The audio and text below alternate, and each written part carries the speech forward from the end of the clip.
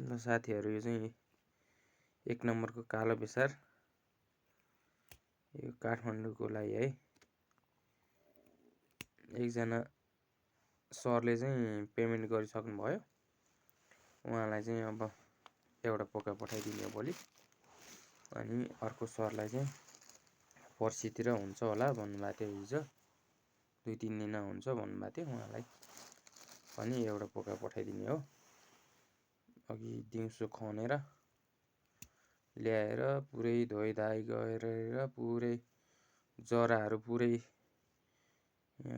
यो जराहरू हो, यो सबै जरा काटेर अनि अलिकति अख्रिन दिएर, पानी छैन, सबै लगभग पुछेर हैन, अनि यसरी चाहिँ तयार गरेर राखिदिएको छु।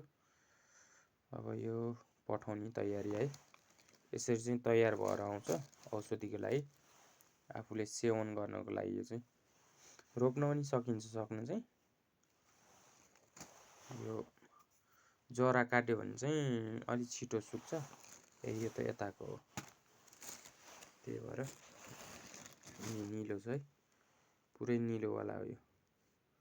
यो अहिले चाहिँ ताजा भएको भएर अलिअलि सेतो सेतो देखाएको छ, निलो सेतो हैन। तर यो सुकेपछि पुरै निलो हुन्छ यो। यो पनि हो, सबै हो।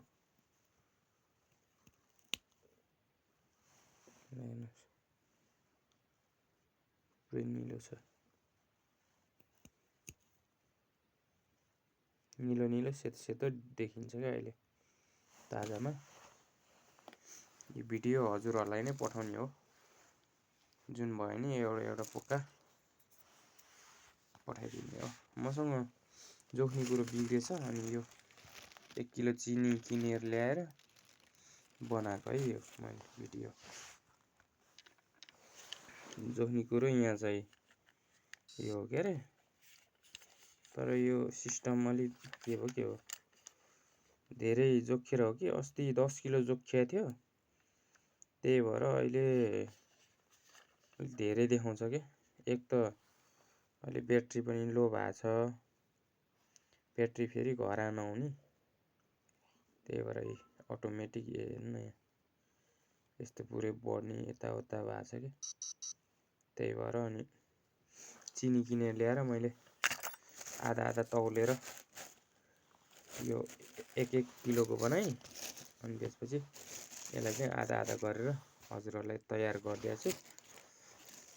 अब एकजनाको त